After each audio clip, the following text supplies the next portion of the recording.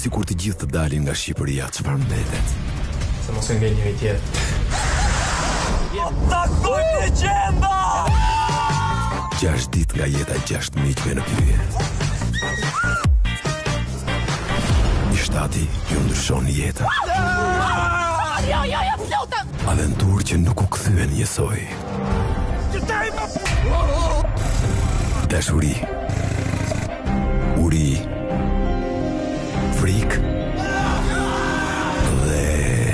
Ti po krye një përdhunim këtu, edhe u dash ka të vazhdoj unë. Zojmë të pa imagjinueshme. Shqiptar! Ja, ku të tu shotar? Ata besojnë se po zbulojnë Viagrën ballkanase. Do thash? Herë të qeshura. Herë lot. Më gjithë larmë. Herë të qeshura me lot.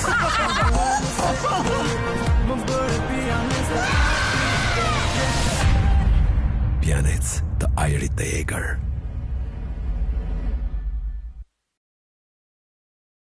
Mirëmëngjes miqtë e mi, në fakt ndoshta me ndriçimi nuk kuptohet që është mëngjes sepse jemi në një sallë kinemaje aty ku së shpejti do të shfaqet filmi më i ri i produksionit Leonard Bombajt. Nuk po e them vetëm sepse ti je gjithmonë i rrethuar nga miq të mirë, por që janë të rinj. Më flit pak për filmin Ardi. Atëherë për filmin unë duhet të them që është një odise ku ka bashkuar një shumëllojshmëri njerëzish edhe profesionistësh. Më lejo të them që titulli është shumë interesant. Dhe ti e para gazetare që po më thua. Vërtet? Po.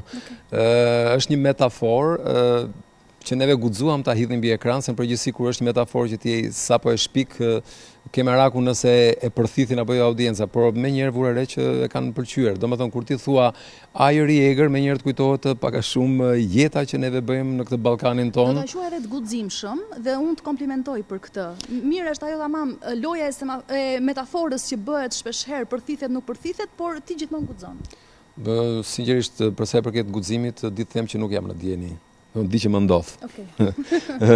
Ndoshta mosha është ajo që më bën që ta filtroj pa e bërë shumë koment gjatë, por titulli i filmit në një farë mënyre prezanton disa gjëra.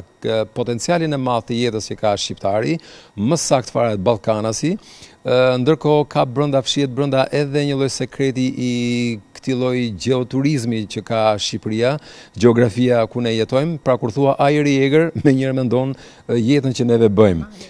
Malet, pa diskutim që po, aq më tepër ndeshjen në mbrëmje të Jugosllavisë, të Beogradit, që sigurisht aty brenda kishte një ndërthurje të madhe të ajrit të egër. Por kur përmend fjalën pianec të ajrit të egër, atëherë më njëherë të shkon mendja që sa më thellë të zhytesh aty ku ka ajër të egër, aq më i pastër është, saqë ti nuk thua më un po e thith ajrin e egër, po unë po e pik të ajër të egër. Kështu që i bie të gjithë ta që bën këtë film, dhe ata që janë personazhe quhen pianec të ajrit të egër. Dhe unë mendoj që kjo është një titull që neve na erdhi së bashku. Kështu që përbrenda kjo fshe edhe rebelizmin, përbrenda ka komedin, ka muzikalin, ka dramën, dhe kryevepra është që këtu filmi nuk është i Leonard Bombajt, por është një komunitet artistësh të cilët u bashkuan në një vetpunësim të ri për të përmbushur atë që quhet një liri krijuese që rroga e përditshme falna o Zot nuk na e jep dot. Siç tha dhe devisi Lavdi Mushkonjës. Unë nis aty, pati një gjenezë, aeroplani më shkojnë, e kemi... Dgjoj, ne duam të jemi shumë të kujdesshëm për sa i përket historisë, por historia brenda ka disa sekrete. Megjithatë, diçka do të them, secili nga personazhet ka nga i sekret. Dikush ka 2 dashuri të dështuara dhe do të fitojë një të tretë, që mund të jetë dëpyll. Dikush tjetër ka një sekret që mendon që mund të fitojë miliona, dikush tjetër mendon që mund të fitojë një femër të re, kështu që ka sekrete shumë të mëdha në këtë film.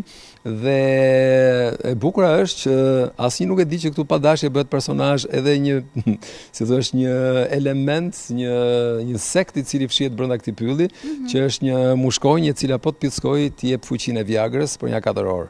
Dhe aty pasaj në film do ta merrni vesh se ajo ja jep fuqinë djemve apo vajzave. Duhet ta shikojmë filmin, në fakt. Mirë, Rini, e bukur, energjik, ti rrethohesh gjithmonë kështu, është ky sekreti që ti merr kaq shumë vitalitet apo?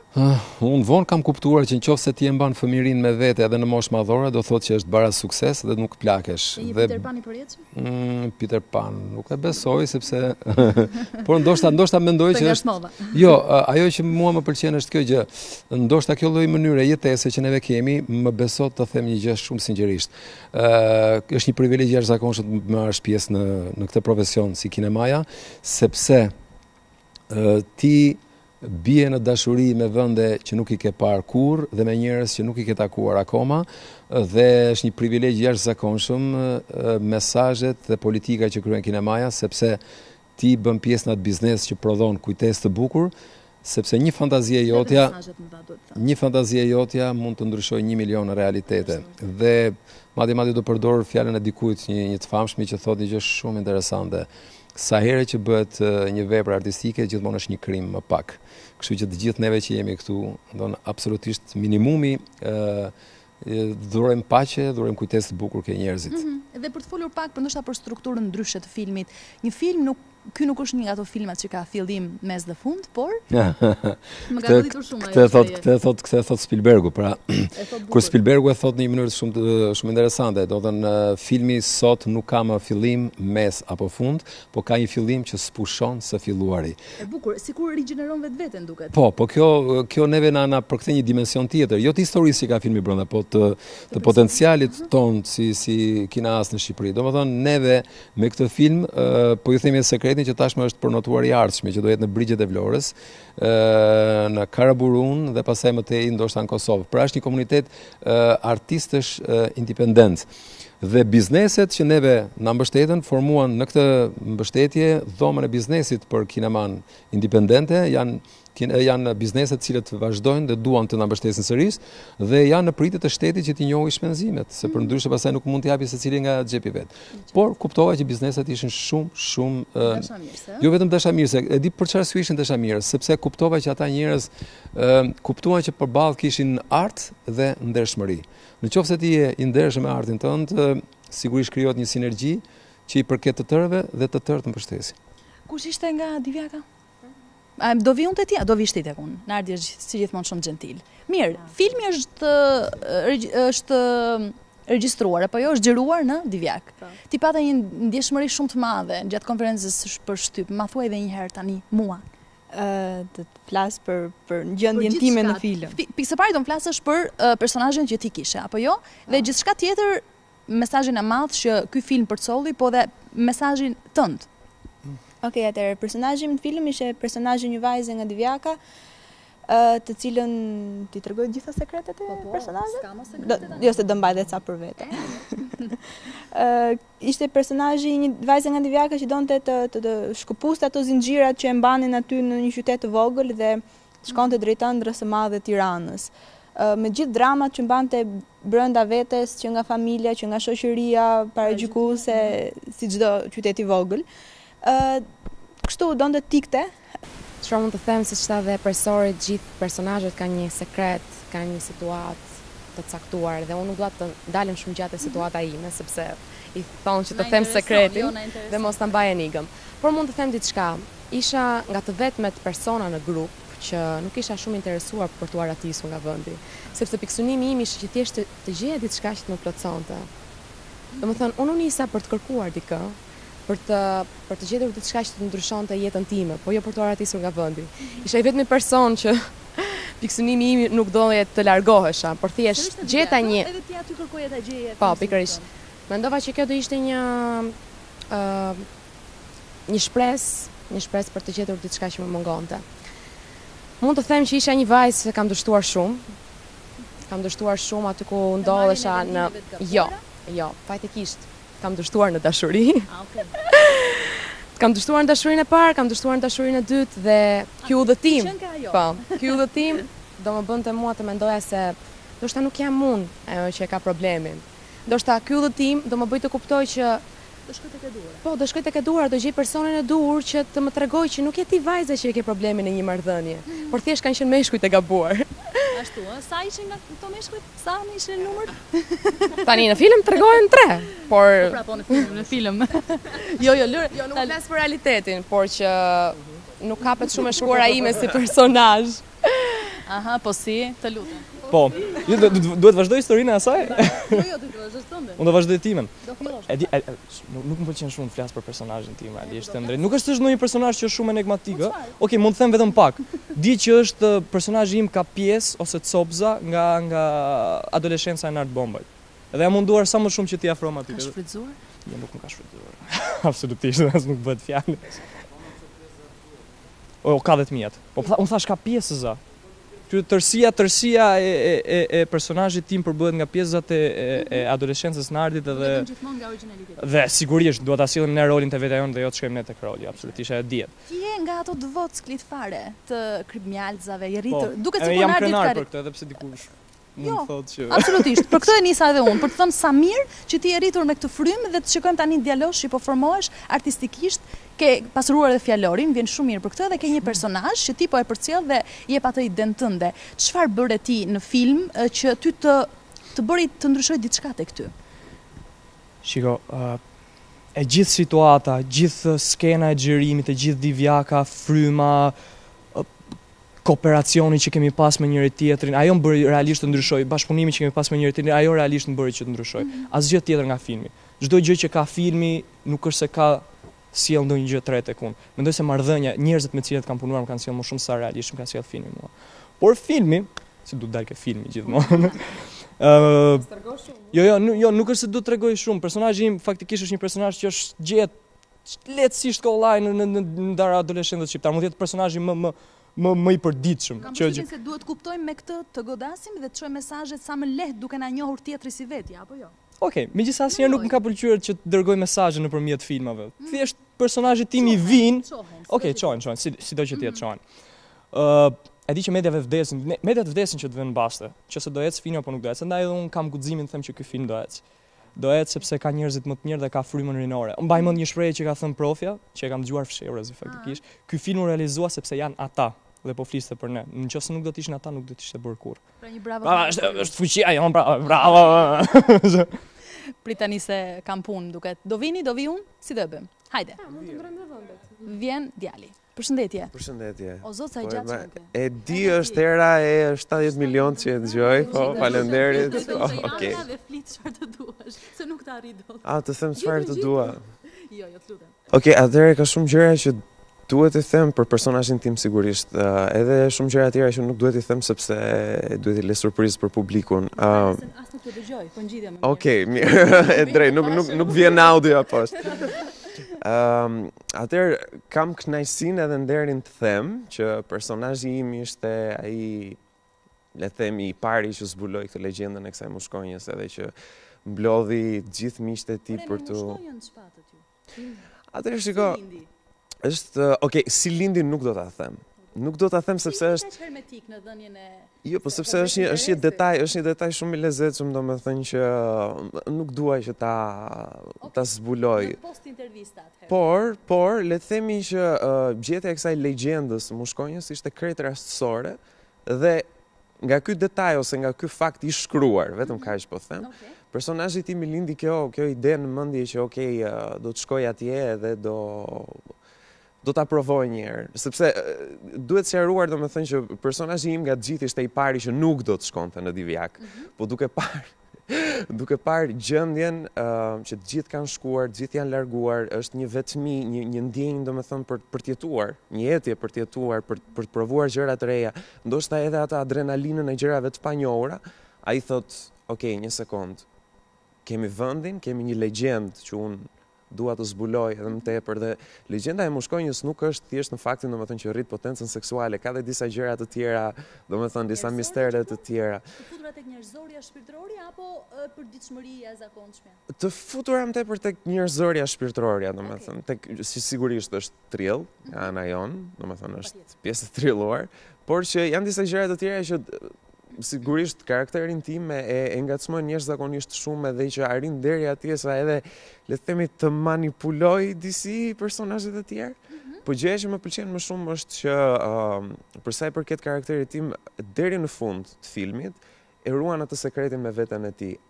E gjen, le të themi, atë çfarë ai kërkon të gjej dhe nuk është sa e ndan me të tjerët. E ka shumë personale, domethënë, e ka shumë nuk e di, kam besimin, më fal. Është një zgjedhje kjo apo është një zgjidhje, ndoshta në varësi të situatës? Ti zgjedh ta bësh këtë apo je i detyruar ta bësh këtë, mbajtjen e sekretit? Jo, mbajtja e sekretit absolutisht. Shiko, është një gjë.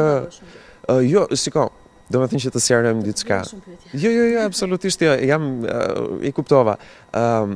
Vetë personazhi im është një personazh pak, le të themi, i izoluar. Është personazhi shoqërisht edhe është ai personazhi domethënë që është shumë komod vetë me veten.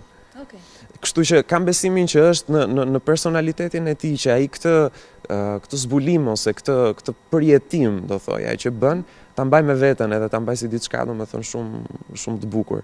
Dhe ka qenë një kënaqësi shumë e bukur që të xhironim, sidomos në Divjak, një vend jashtëzakonisht prallor. Jam çuditur, një gjë që ka ndodhur domethënë në personazhet tona, kam besimin që edhe partnerët e mi domethënë janë dakord me mua. Në skenar thuhet që këta të rinj shkojnë atje, transformohen dhe rikthehen, dhe kjo ka ndodhur totalisht edhe me ne si njerëz domethënë në realitet absolutisht. Një vend totalisht i virgjër, i pastër, i pashkelur, me ca bukurinë natyrore domethënë që seriozisht jam sa duket ta mungon shumë.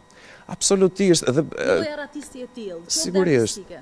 Absolutisht. Është një vend, unë personalisht e kam përjetuar jashtëzakonisht shumë mirë.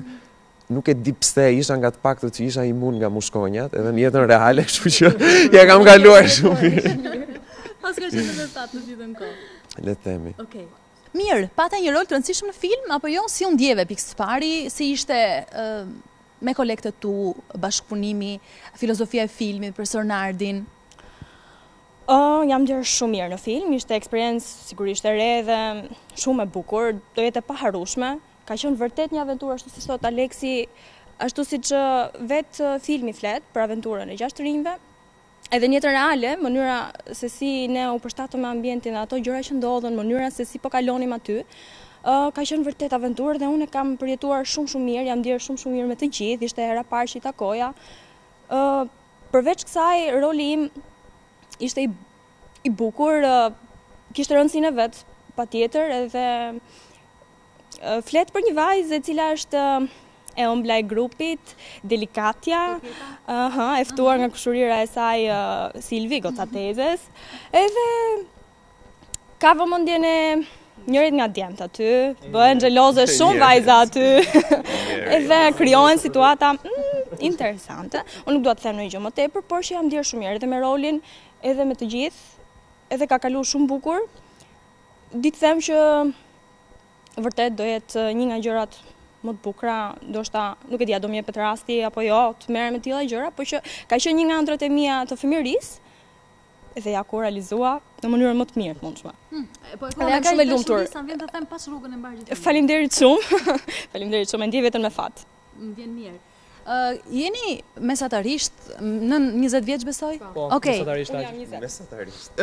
Mesatarisht. Sa më i madh? Unë jam 23. Okej.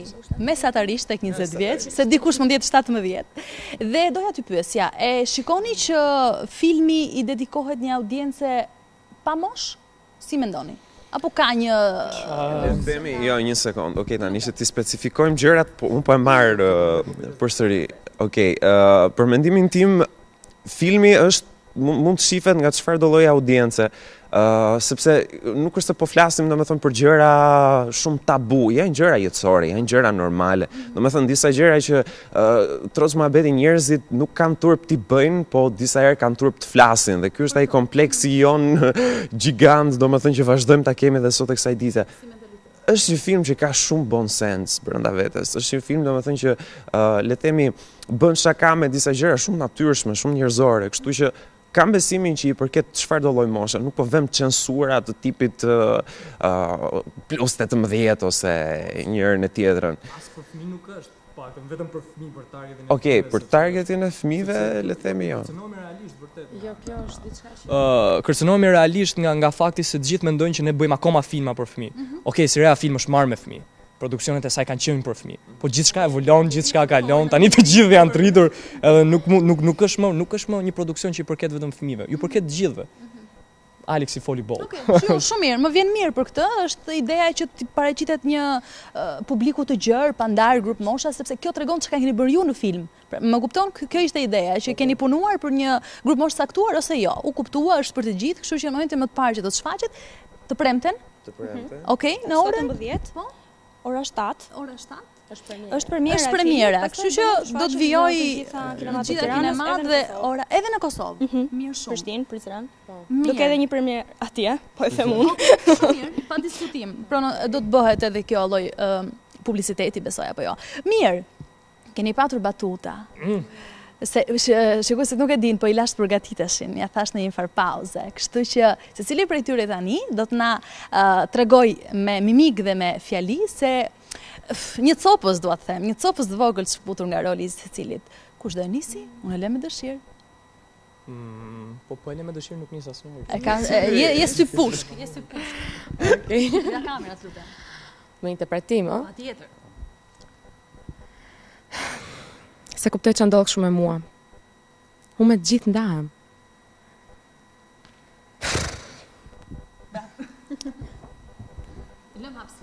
Okej, batuta ime nuk është se ka ndonjë interpretim kurse disa çaste edhe në film ka qenë shumë bam, personazhi im është shumë i drejtë për drejtë. Në pyll edhe në dush të gjithë janë këngëtar. Kjo ka qenë drejtuar për mua. I keni të lidhur, a? Nuk është se më vjen një batutë. Merr kohë. Unë kam me Aleksin, që i them, ju çon motra ju te... Ndejt lutem, thuaj Aleksit nga kamera. Aleksi të ndjekje. Ju çon motra ju te tregu, se si ju lë bark tharun që erdhi direkt unë Divjak? Ke folë si zonjë shtëpie. Keni ardhur shtëpi time? Unë pres një batutë më të gjatë nga ti. Dhe shumë e bukur. Suspans. Ngeli menja ke njoni më burë. Atje kur ishim të dyqani. Se si mpa. Kam fillu të besoj se në Shqipëri ka urrëtie me shikim parë. Të kujtua gjë? Më kujtua një, ka qenë për qeshësht.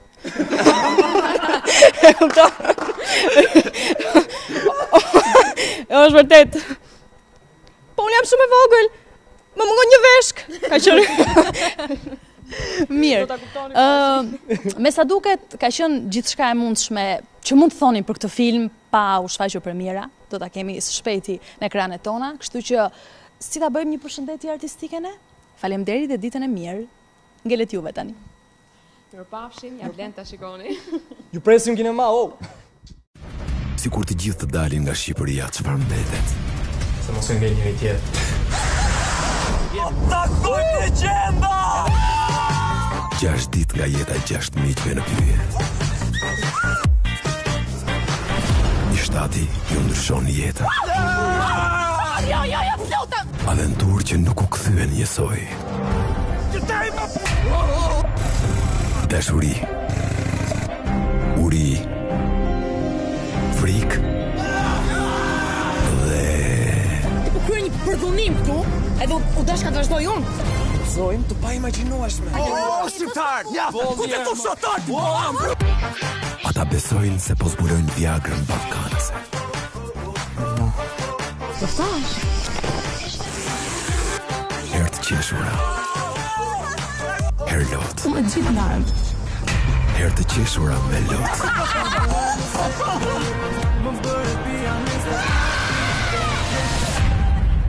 Pianec të ajrit të egar.